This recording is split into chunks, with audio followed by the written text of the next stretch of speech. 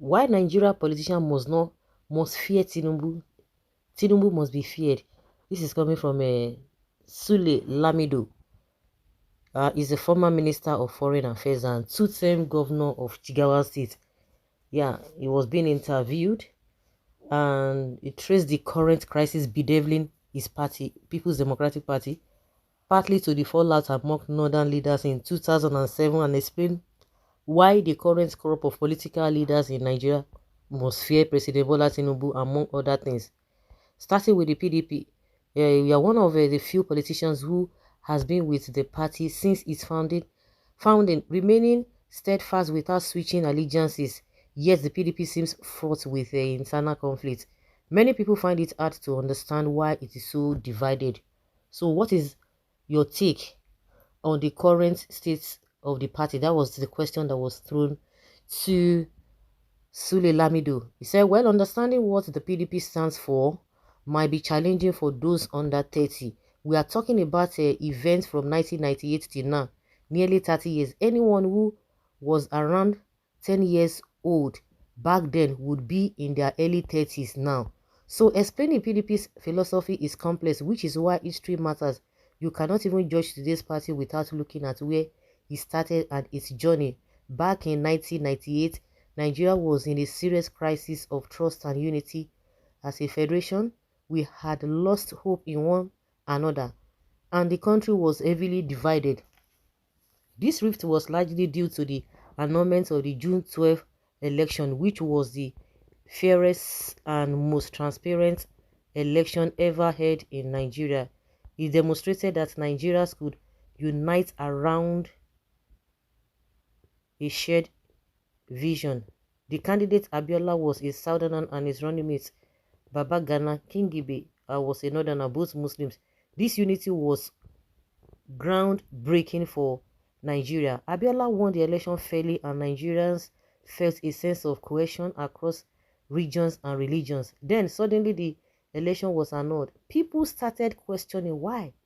Was it because the Yoruba candidate won? Interestingly, many Yoruba people didn't initially support Abiola. They felt a certain resentment toward him, likely because Abiola was a self-made man who had once opposed Chief Obafemi Awolowo under the NPN. So despite winning, some in the Yoruba community didn't necessarily see him as their representative.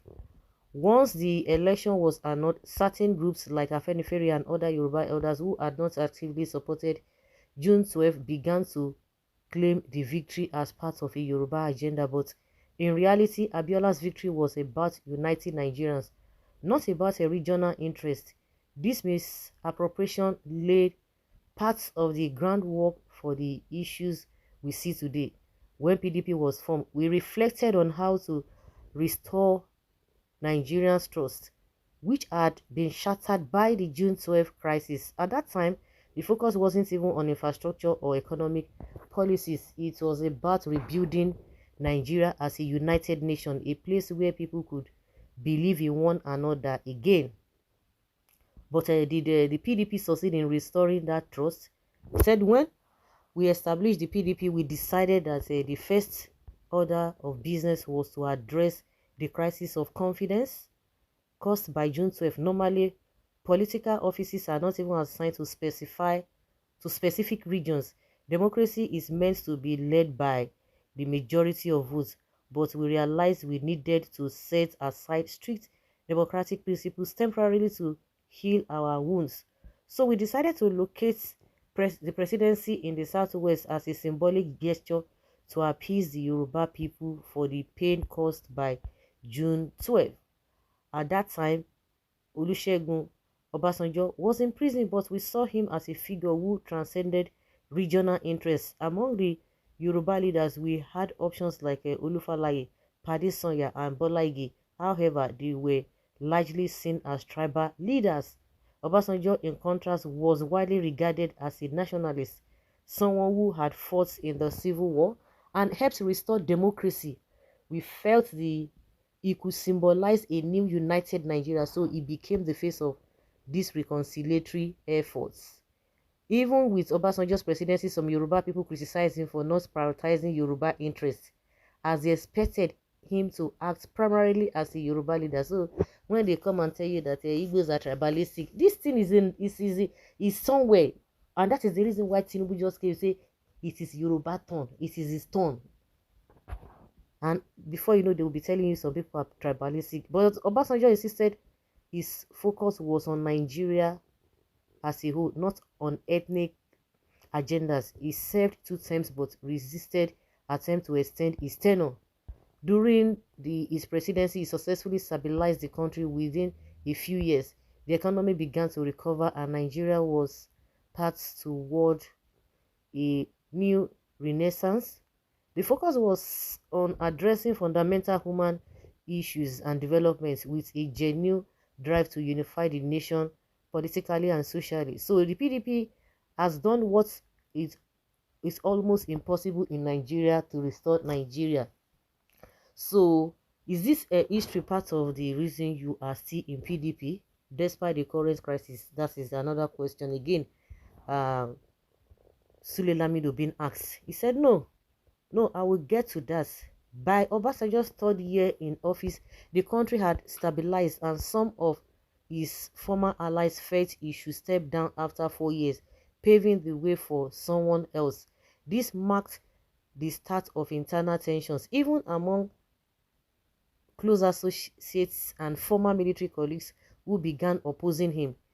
Here was a man who had worked to restore Nigeria's unity, only to face resistance for wanting a 2nd term. He was undermined and reportedly had to humble himself just to secure the 2nd term.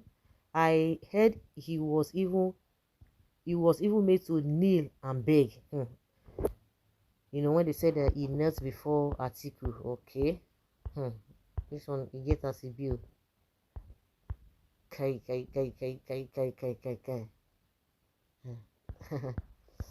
Okay. He really need to begs. Okay.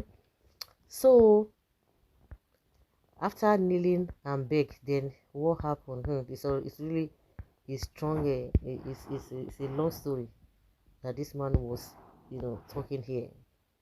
Yeah, he was made to kneel and beg. Is that factual or is it one of those rumors?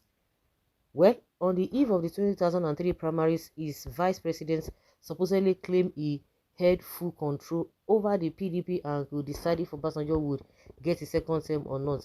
I'm just recalling history here. There's no intent to embarrass anyone. How does that history relate to the PDP's current state, which is so divided? To understand today, you have to look back at yesterday's event. Obasanjo ultimately secured the ticket, but under humiliating circumstances. This was a former general, a past head of state, yet he was subjected to this. Given his sacrifices for Nigeria, he felt he should be allowed to complete his 2 terms and exist on his terms. By 2nd term, he might have thought, if I almost didn't get through my 1st term, what happens when I leave? The human instinct to secure his legacy kicked in. Did you encourage him to pursue a 3rd term? No, I'm speculating here. Just trying to put myself in his shoes. I believe that after all he did for Nigeria, from stabilizing the country to resolving our debts crisis in Europe, he deserves recognition. But Obasanjo has since distanced himself from the PDP. Why you have remained despite the party not measuring up? Yes, he did attempt a 3rd term. I heard he justified it by saying, if I leave now, with just 4 months left, I will be betrayed by those I consider allies. Maybe that is why he tried for a 3rd term, but it collapsed and he brought in Yaradua. Yaradua had strong leadership qualities and he came from a respected family, and those who contested against him were northerners, allies of his late older brother. In 2007, and PDP was powerful, controlling over 25 states, while Buhari had no stronghold. Yet, Buhari claimed he won against the PDP and challenged the results up to the Supreme Court. We started seeing cracks in the north from that point. All of that happened. So where did this man Wike's incident came on board There's a place there is it talks about a Wike who just came from nowhere. It's not see history. We can go on and on and on and on and on. But a Wike of yesterday that they brought from a motor park, he used money to to dabaru all of those people who do not even have integrity, and now today is claiming a build structure. Before one day now, he will tell you he's the one that built a structure in the PDP structure. Well, how about those in the federal government, those leading the National Assembly? They are not even ancient, they are current, but they form a paralyzed half, the APC. The only way forward is both sides to set aside their grievances. They should reflect how Nigeria has helped them and reconcile in the country's sake. How can the PDP stand strong when a chunk of it is in the APC? Do you mean like the current FCC minister, a former PDP member, now serving the APC, and possibly dividing the PDP? Leave Wike alone. Wike is a very small boy in PDP history. Where was he in 1999? Everything is doing a learn from others. Betrayal, treasury. They have always been PDP members fighting the party from within. But frankly, Wike is now inconsequential and more focused on PDP leaders who understand the party's history and mission.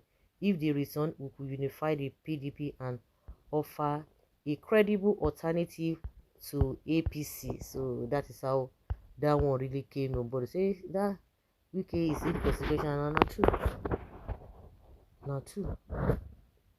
So what is saying now that this issue of Tinubu being feared